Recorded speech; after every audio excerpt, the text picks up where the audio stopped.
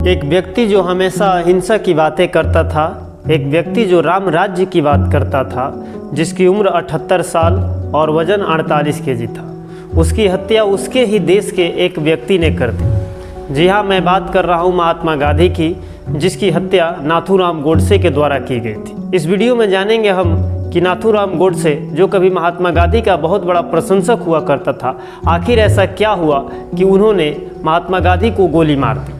गोडसे को फांसी देने से पहले गोडसे से उसका पक्ष रखने के लिए कहा गया। तब गोडसे ने लगभग 5 घंटों के अंदर अपने पक्ष को विस्तार पूर्वक रखा था और उन कारणों को बताया था जिन कारणों की वजह से उसने महात्मा गांधी की हत्या की थी। शुरुआत करते हैं वर्ष 1947 से, जब 200 सालों की गुलामी के बाद भारत को आज़ादी मिलने वाली थी। पूरे देश में एक खुशी का माहौल था, लेकिन उस खुशी के माहौल के साथ साथ एक दुख भी था, क्योंकि देश के 2 टुकड़े हुए, अर्थात देश का विभाजन करके एक नए देश पाकिस्तान का निर्माण हुआ। बंटवारे के साथ साथ हिंदू और मुस्लिमों के बीच में भयंकर दंगे छिड़ गए। लाखों हिंदुओं को अपना घर छोड़कर विस्थापित होना पड़ा और लाखों हिंदू और मुसलमान इस दंगे में मारे गए। इस दंगे में मारे गए हिंदुओं के लिए गोडसे महात्मा गांधी को जिम्मेवार मानता है। गोडसे के अनुसार महात्मा गांधी मुस्लिमों के तुष्टीकरण की राजनीति कर रहे थे और इस बात पर गोडसे और भी गुस्सा हो गया। महात्मा गांधी ने मंदिरों में कुरान पढ़ने की अनुमति दे दी, लेकिन किसी भी मस्जिद में महात्मा गांधी ने कभी गीता पढ़ने की अनुमति नहीं दी थी।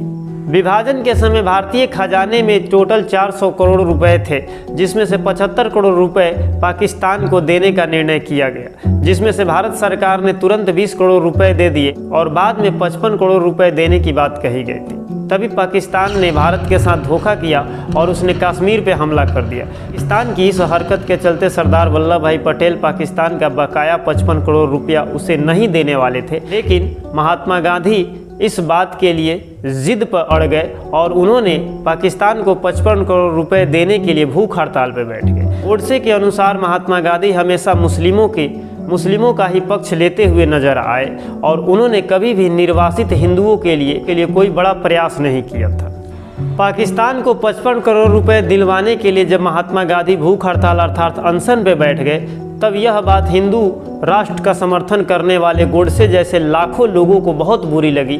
30 जनवरी 1948 ईस्वी शाम 5 बजे महात्मा गांधी के रास्ते में गोडसे खड़ा होता है, महात्मा गांधी के पैर छूता है और उनके 3 गोलियां फायर करता है और वहीं पर महात्मा गांधी की मृत्यु हो जाती है। इसके बाद गोडसे पुलिस चिल्लाकर अपने आप को सरेंडर कर देता है। 15 नवंबर 1949 ईस्वी को नाथूराम गोडसे और नारायण आप्टे को अंबाला के जेल में फांसी दी गई थी।